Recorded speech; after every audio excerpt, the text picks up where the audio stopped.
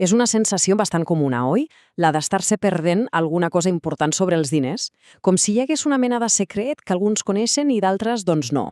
Bé, avui parlarem precisament d'això, d'una veritat financera que molta gent ignora, sobretot la gent més jove, i que de debò pot canviar-ho tot. Sobretot per a la gent de menys de 35 anys, és molt probable que cada dia s'estiguin deixant diners sobre la taula, i sense ni adonar-se'n. I a veure, no parlem de 4 cèntims, Estem parlant de quantitats que amb el temps es podrien convertir en una petita fortuna. I abans que algú pensi que això serà un altre consell financer genèric, val la pena deixar una cosa clara. Això no va d'opinions, això va de números. Purament i simplement, matemàtiques. És una llei tan real com la mateixa llei de la gravetat.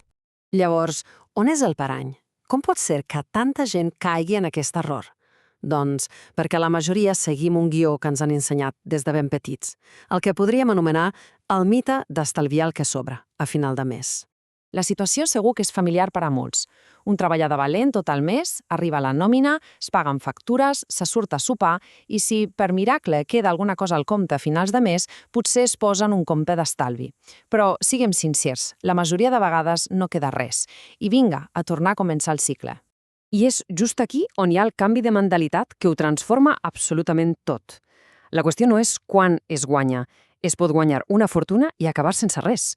La clau és aprendre a fer que els diners treballin per un mateix en lloc de passar-se la vida treballant per aconseguir diners.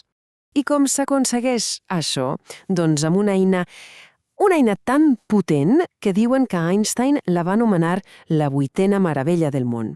Una mena de força de la natura que pot convertir quantitats petites de diners en una riquesa considerable. Estem parlant, és clar, de l'interès compost.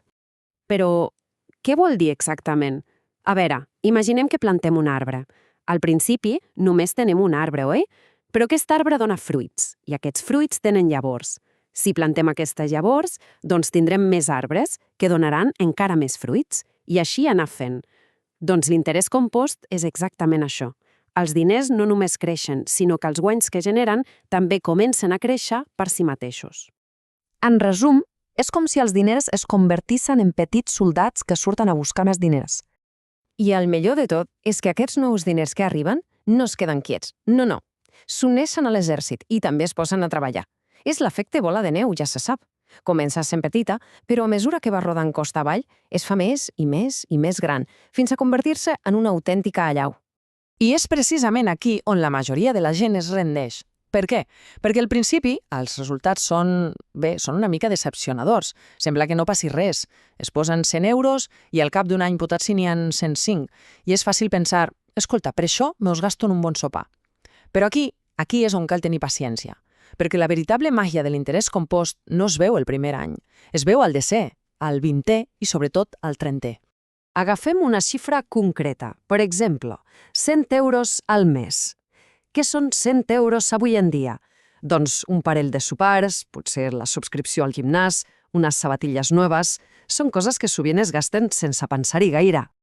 Ara, fixem-nos en què passa si aquests 100 euros, que poden semblar insignificants, s'inverteixen de manera constant durant 30 anys. La línia de creixement no és recta, ni de bon tros. És una curva que de cop es dispara cap al cel. Els primers anys són lents, sí, gairebé plans, però després la curva agafa una acceleració exponencial, i aquesta és, ni més ni menys, la diferència entre arribar a la jubilació en any justet i arribar ja amb una bona tranquil·litat financera. Clar, la pregunta és evident. Si això és tan potent, per què no ho fa tothom? Bé, la resposta no la trobarem en els números, sinó a la nostra ment. Són les barreres psicològiques que nosaltres mateixos ens acabem posant. Segur que aquestes excuses són familiars. Allò de, és que per començar a invertir cal ser ric, o jo és que d'això no hi entenc, és massa complicat, o la por, i si perdo els diners? I la més habitual de totes, bé, ja m'hi posaré més endavant. Són excuses que d'una manera o altra gairebé tothom s'ha posat alguna vegada. Però la realitat és molt més senzilla. Avui dia, començar és més fàcil que mai. No cal ser cap expert en finances, ni de bon tros, ni tenir milers d'euros estalviats. L'únic que cal és fer el primer pas. Molt bé, i com es fa aquest primer pas? No ens quedarem només amb la teoria, esclar. Anem a veure un pla d'acció. Un pla tan senzill que es podria explicar a un nen de 10 anys. Són 3 passos, només 3. El pla seria una cosa així. Primer, automatitzar.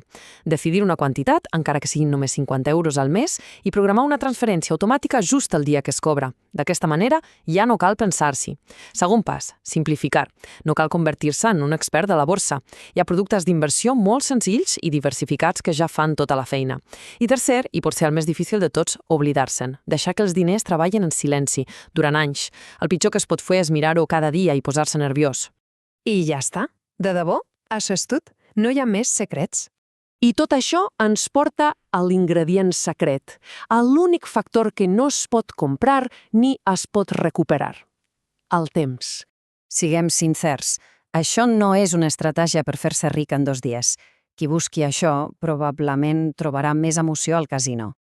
Això no va de velocitat, va de resistència. És la típica faula de la tortuga i la llebre i ja sabem tots qui guanya al final, oi? Però si es té la paciència de seguir el pla, la diferència entre simplement estalviar i invertir és abismal. És la diferència entre tenir una mica de diners i construir una veritable seguretat financera per al futur. Així que, per acabar, la pregunta real no és si algú és capaç de fer-ho. La pregunta clau és quan començar. Ara mateix o d'aquí a 10 anys i llavors penedir-se de no haver-ho fet abans? Aquesta decisió, sens dubte, és la que marca tota la diferència.